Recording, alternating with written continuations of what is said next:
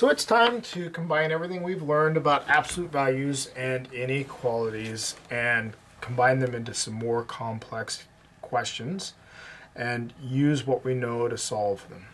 So remember from our last lesson, we talked about when we have the absolute value of anything associated with a greater than or greater than equals to sign, we're going to treat it like we treat a compound inequality with the word or.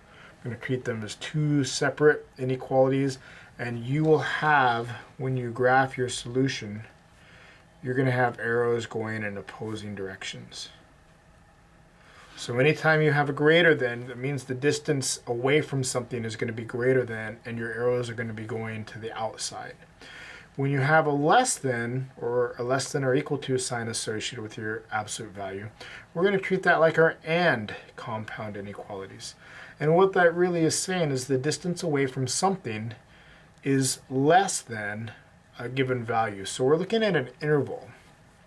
So when we look at absolute values associated with an inequality that's less than, we're going to have this interval. So it's going to be an interval within a certain distance of a given value. Okay, so let's do a couple. So the first one I want to look at is -2 times the absolute value of the quantity x minus 2 is greater than or equal to -10. And the first thing I notice is that I've got an absolute value and I've got a negative number. And what I would want to say is there's no solution to that because I know absolute value makes things positive. But before we make that assumption or that statement, let's do the math and see what happens. So the first thing we want to do is get rid of any number not inside the absolute value. So I see that I'm multiplying by -2. In order to undo multiplying by -2, I'm going to divide both sides by -2. And I get the absolute value of x minus 2 is greater than or equal to 5. And so by dividing that negative value, I got an absolute value and a positive number, and life is good. So I look up here, and I've got a greater than or equal to sign, and that tells me I'm going to treat it like an or. So I'm going to write my two statements. I'm going to assume, I'm going to take the value that they gave me in the absolute value symbols, and I'm going to write x minus 2 is greater than or equal to 5, or let's see, the other thing that could be true is that the opposite of this, that the opposite of x minus 2 is greater than or equal to 5. This one we need to watch out for when we come back to it. So this is a one-step inequality. I'm going to add 2 to both sides. And I get x is greater than or equal to 7. Okay, that's one of my solutions. Or, and I'm going to copy this down again so I have some room here to work. Now I've done no math yet other than say consider the opposite of what was in the absolute value. I think what I want to do next is distribute this minus sign, and I'm going to get the opposite of x plus 2 is greater than or equal to 5. The next step in solving this would be to subtract 2 from both sides. And I get the opposite of x is greater than or equal to 3. And then for my last step, because I have the opposite of x, I'm going to divide both sides by -1. Now this is where we need to be cautious. This is where we need to make sure we don't make a mistake. There's a rule that says when I multiply or divide an inequality by a negative value, the inequality symbol will flip. I'm going to get x is less than or equal to, because I divided by this -1, -3. And that's my second part of my solution. And the most important part there is I need to make sure that this inequality symbol flips because of the division by a -1. Now, if I did things correctly when I graph this, and I'm just going to eyeball it, I'm going to call 7 there. I'm looking for all the values that are bigger than or equal to 7. So close dot, the bigger values are here.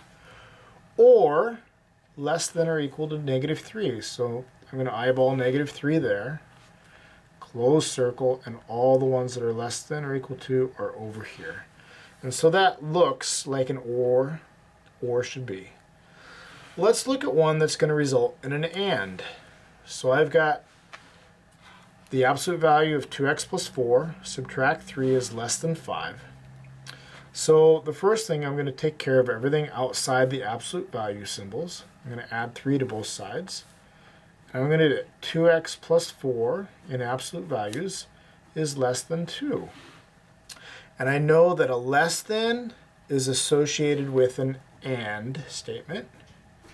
So I'm going to write my two statements. I'm going to consider 2x plus 4 is less than 2, and I'm going to consider the opposite of this quantity, the opposite of 2x plus 4 being less than 2. So I want to consider both of these. So I'm going to start solving this one over here. So I'm going to subtract 4, I get 2x is less than negative 2. Divide by 2, and x is less than negative 1. Feel pretty confident about that. Over here, again, I'm going to distribute that negative sign. And you get negative 2x minus 4 is less than 2. Add 4 to both sides. And get negative 2x is less than 6. And now I need to divide by negative 2. And just like up above, I need to be careful because I'm dividing by a negative value. So when I divide by a negative value, this inequality symbol is going to flip. And 6 divided by negative 2 is negative 3. And this is an and. So if I've done things correctly, I should be looking at an interval in my solution. So again, I'm going to eyeball this. So negative 1 is there. Let's call negative 3 there. And I want things that are smaller than negative 1 and at the same time bigger than negative 3. Whoops. That should be an open circle.